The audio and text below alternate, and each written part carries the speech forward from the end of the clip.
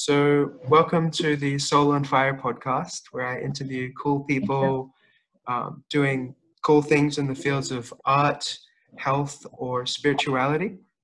Today, I'm joined with Her Grace Syamarani, also known as Jadurani.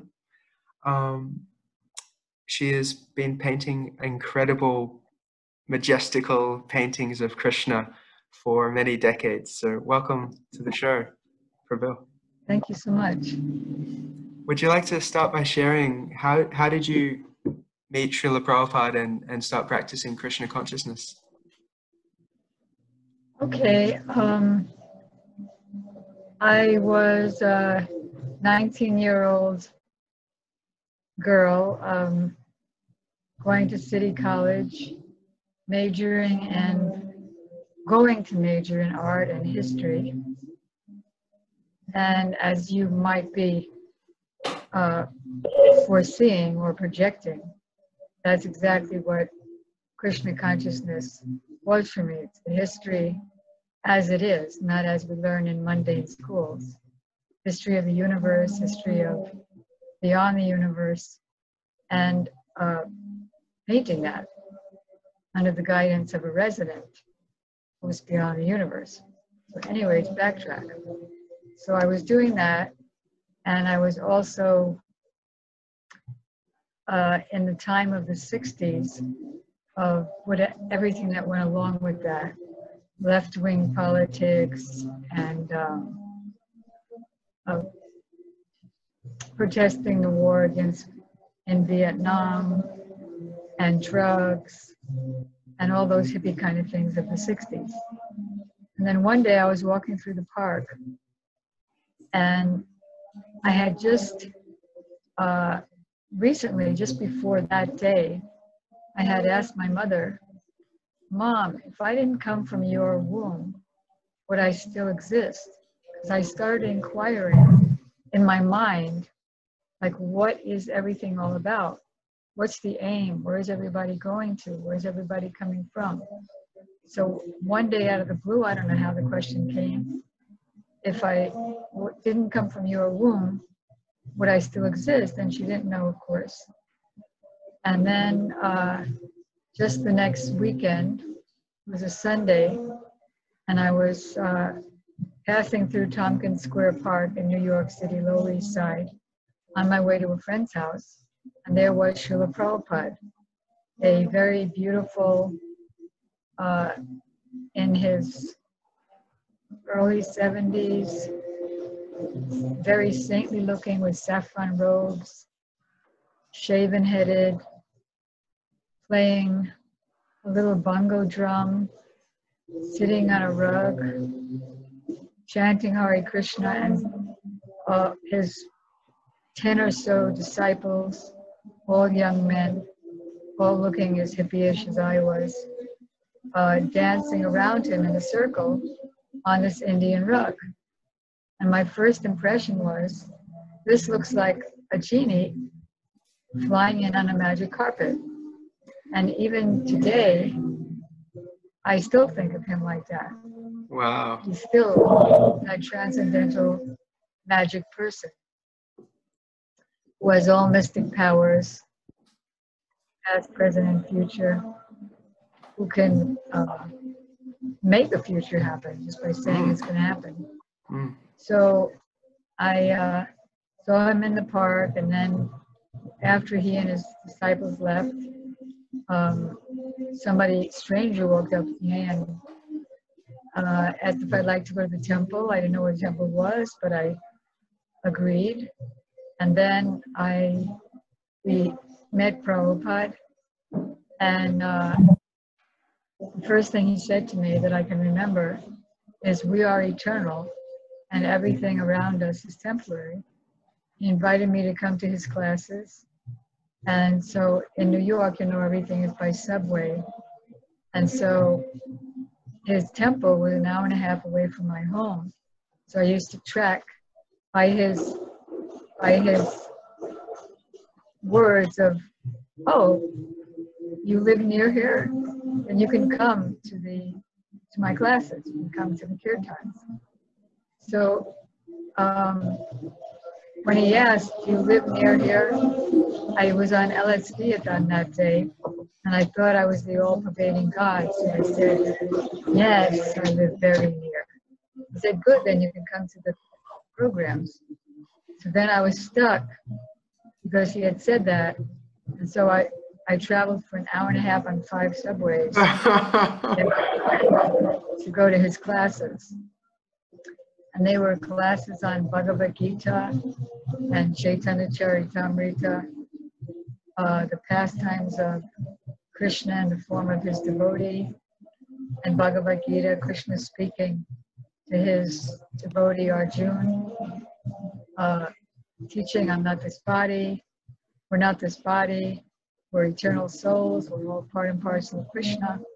So then I started to come regularly, and then he asked one devotee, "What do I do?" And he came to me and asked. I said, "Well, I imagined myself to be an artist. I was actually a terrible artist." So he went up and told Prabhupada, and then Prabhupada started giving me Indian prints of Krishna and Radha and Vishnu and 5-in-1 Absolute Truth, Panchatattva, to paint and decorate his temple walls. So I started doing that. He was very encouraging. He soon invited me to paint in his quarters. So I got a lot of association with that magic person. And my new diet became prasadam, or food that's been prepared according to the ancient Vedic scriptures and offered to Krishna in a ceremony according to the ancient Vedic scriptures, and chanting regularly morning and evening Hare Krishna, and the congregational chanting japa. I was initiated a month later, and so it went. Wow. The genie on the carpet. Yeah, so first I was painting for his temples, and then when he started making books, then he engaged me in painting for his books. Were there any paintings that you did? Like, I think I read in a book called Syamarani some letters that he wrote to you. And I recall one being about Narad Muni, looking very muscular. Yeah, that's true. You want to hear about that? Yeah, that'd be, if you like. Well, Prabhupada said, "Come up to my quarters. I want to give you an idea of a new painting to do."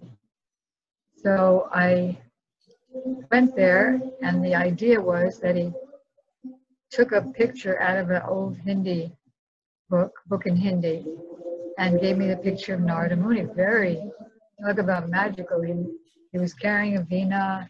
He had this wavy brown hair up to his shoulders. He was wearing these saffron robes, and the forest that he was in was enchanting.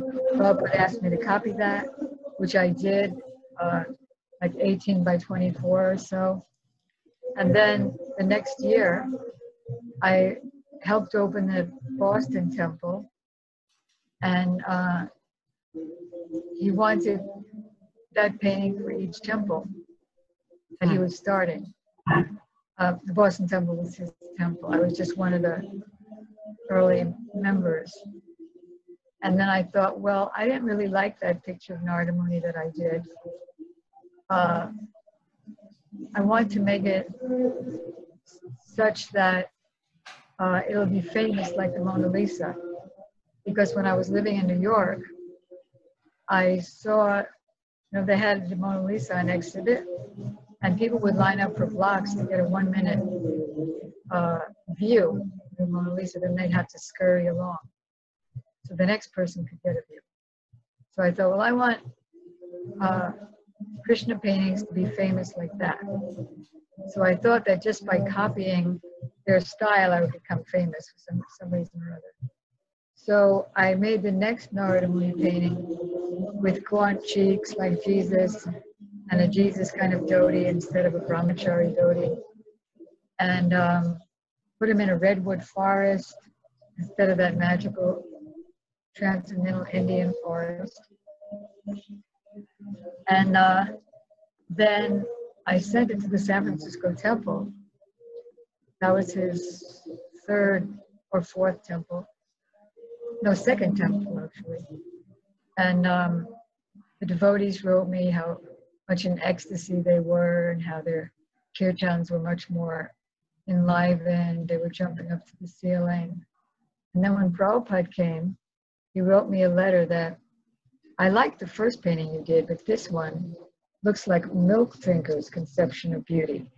And the first one you did was, I'm sorry, this one looks like a meat eater's conception of beauty. Oh. And the first one you did was a milk drinker's conception of beauty, which is Oh. full skin and sweet red lips.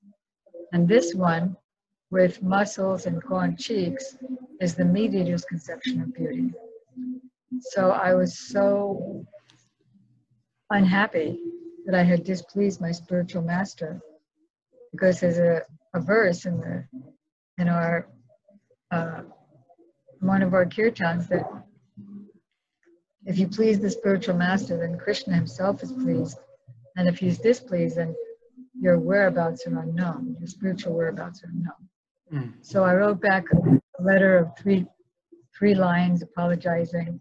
Then he wrote me another letter, and he said, this is the first time I've received a letter from you of only 3 lines. The thing is, and then he told the story of a Brahmin who was taking a journey through the forest from one village to another, and he was very hungry. So he stopped at someone's house, and the person happened to be a non-Hindu, and a Brahmin could only eat at the house of a Hindu, because they would have followed all the rules and regulations for cooking. But he was so hungry, he took at the house of a Muslim, and then he was still hungry. So he lamented when he continued on his journey that I've lost my caste and still I'm hungry. I've lost out both ways. So Prabhupada said, if you try to copy the old masters, just copy their style to become famous, you probably won't become famous. In the meantime, you'll lose out on your Krishna consciousness. That was that letter. He said, we don't want to please the senses of the public, they are rascals. We want to please the senses of our acharyas, previous spiritual masters. Wow. That's powerful. It makes me reflect on my own art career and how so many paintings that I've done have been an attempt to, like you say, please the senses of the public or the people in general. And yeah, you kind of lose out in both ways because I'm selling out materially and spiritually. Yeah. So you've just written a book called The Art of Spiritual Life. Would you like to share about that? How was that conceived? Sure. Well, it was 1987 when I was very sick. I joined in 66, now it's 87. I was in Prabhupada's Florida temple, Miami, and I was very, very sick. So one devotee suggested that I probably wouldn't have too much longer to live. So why don't I write my memoirs? Because I had so many personal experiences with Prabhupada. So I started doing that. I didn't know how to type. I had no computer. So you know how you cut and paste in a computer? Right. So I wrote by handwriting on paper, and then cut and paste that in different places. Wow. And then I started dictating in a tape recorder, and then other ladies started helping me with typing, and gradually it developed and developed. This is what it looks like on the cover. That's me when I was about 25. And then it has a lot of really cool things, like many paintings that I did for Prabhupada over the years for his Bhaktivedanta Book Trust paintings. And inside, like you mentioned one of his letters. So I have hundreds of letters, not hundreds, about 90 letters from Prabhupada in the book. Wow. And lots of them, tons of photographs of his visits and photographs. Like this is me in the middle and my two godbrothers. Prabhupada put us on an assembly line for a while when he was wanted to get so many books out very quickly. What was that like? Well, it was a little hair-raising because Prabhupada wanted that every 2 days a new painting would come out. And so Bharadraj, who's on the top there, he started the painting, then I would do the middle, and then Murlidhar, one at the bottom, would put the final details on. But it was very difficult for me to read Bharadraj's mind to know what strokes would have continued with. Right. So I just flattened out his work, and then Murlidhar came along and put in the details. So we also have some, but it happened. We were able to keep up the schedule, and the first several books of Srila Prabhupada's Krishna book, first canto, thank you, second canto, Bhagavad Gita, many of the paintings in there were done on that assembly line. And the book also has many pictures of Srila Prabhupada's visits to Boston, New York City, and California. Many conversations that I had with him, many chastisements, letters, instructions, corrections, so many things. And some samples of, go ahead. Samples of the some of the other BBT artists, Bhaktivedanta Book Trust artists, like one sample of each, one or two of each of the other devotees in the book. I didn't want to be too much of a megalomaniac. Your style has changed a lot, and I'm really fond of your earlier style. But your new style is also extremely majestical and transcendental. Do you want to talk a little bit about how, like, the evolution of your style? Well, the evolution, Mukshakunda Prabhu, is that I didn't know how to paint at the beginning. And so Prabhupada gave me things to copy, and my copies were incredibly worse than the original. Like I just happened to get a high resolution scan for the art book that we're making. Srila Gurudev wanted, that is Srila Bhaktivedanta Narayan Goswami Maharaj, requested me in 2006 or so to make an art book of all the paintings that I did for Prabhupada and for him, and give a copy to the President of India. So that's what, it's almost ready for printing now. It's at the last stages. Why did I say that? I don't remember. Right, so one of the paintings is going to be how my early paintings, one of the little galleries. And so I just got a chance to look at the high-res scan, and I can see that I would have like the head and shoulders of somebody who was behind, like there are rows of kirtan devotees singing and dancing, playing musical instruments.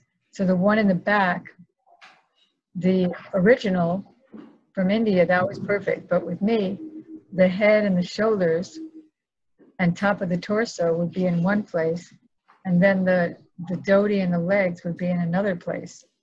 And then I'd have one of them playing this long horn. Yeah. And part of the horn is just completely missing. And hands are missing. And but still Prabhupada accepted them all right from the beginning and hung them in the temple wall. And the first painting I did was absurd. It was a painting of Vishnu in the causal ocean. And again, it was just a copy, and the original was stunning.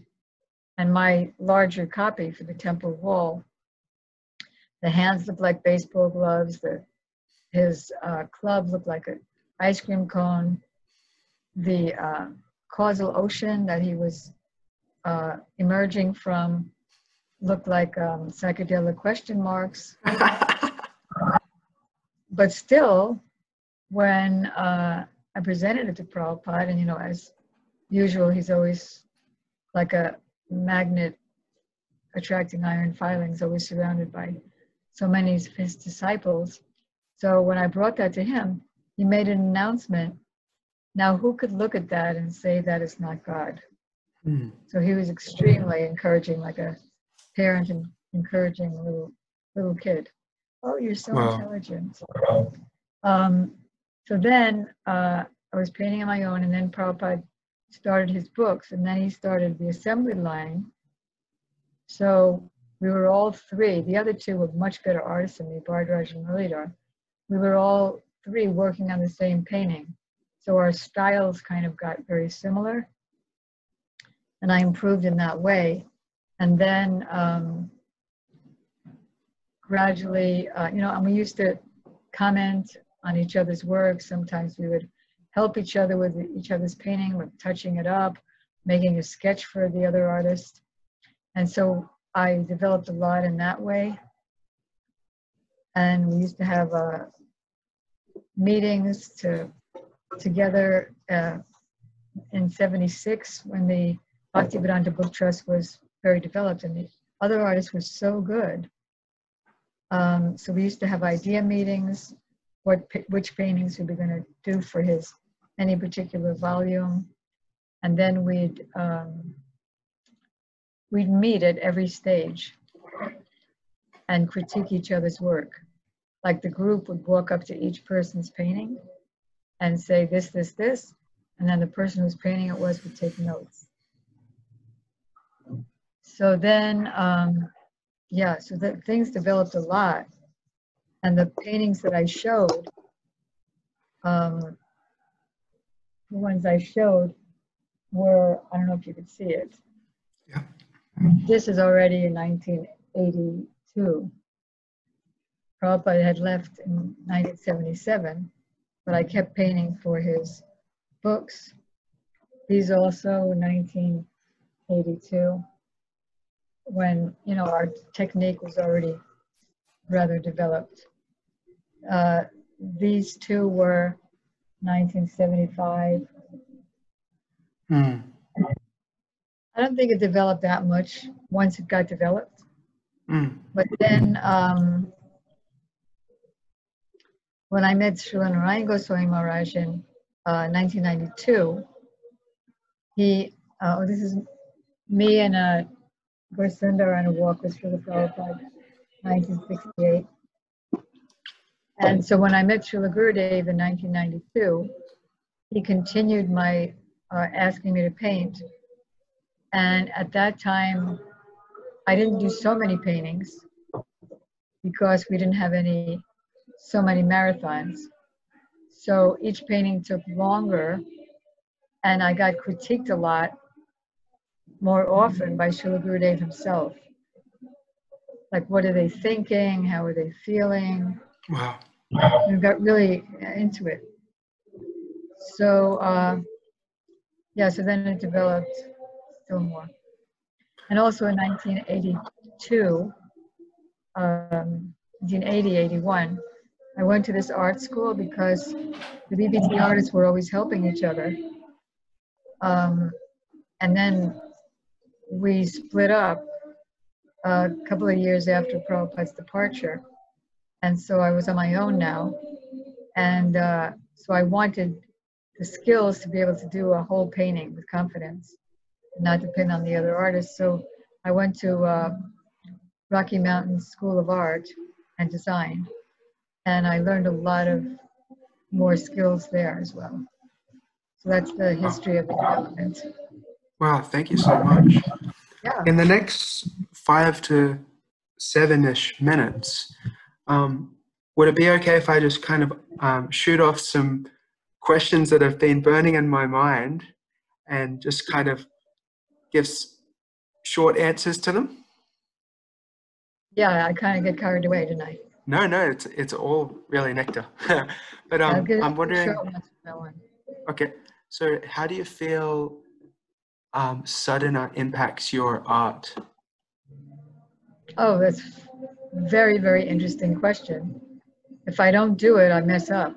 Mm, Oh, I have a marathon, I have a deadline, and I just end up wasting hours and having to wow, do the whole thing over again. wow, Simple as that. powerful.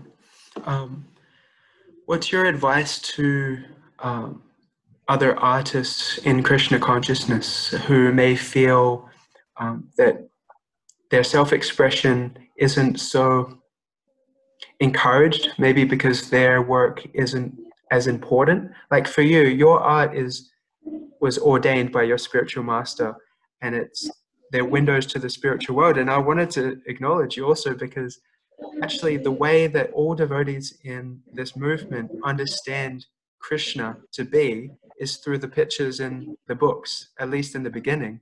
I mean, even still, it's like that's our reference point for what the spiritual world looks like. You bring out, otherwise we're just left to our own imagination, and we could all have a different understanding of how things look, but we all have the same understanding because of your work, which is an amazing contribution. So what would be your advice to maybe lesser, I don't know, more beginner artists of any style of art in this movement? Let's stick to scripture. My godbrother Puskar told a story that he gradually developed this painting from, first it was a forest, then there was some cowboys, and then it was Krishna. They weren't really doing anything in particular. So Prabhupada asked him, what is this? He said, it's one of Krishna's unlimited pastimes. Prabhupada said, which pastime? He said, just one of the unlimited. So Prabhupada said, Krishna may be unlimited, but you're limited, so stick to scripture. And Prabhupada also wrote that in letters to us. And also, as you're developing, you might want to copy the technically developed and bona fide BBT paintings. Sometimes we also goofed up and we did an unbona fide one, and then Prabhupada chastised us for that. Basically, they're all bona fide.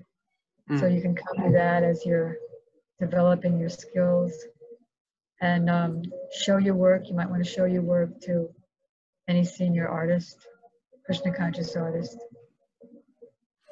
What are your thoughts on contemporary style art? I'm not sure Krishna exactly art. what you mean. I'm not sure exactly what you mean. Like pop art, or Krishnaizing pop art, or different genres, contemporary modern art.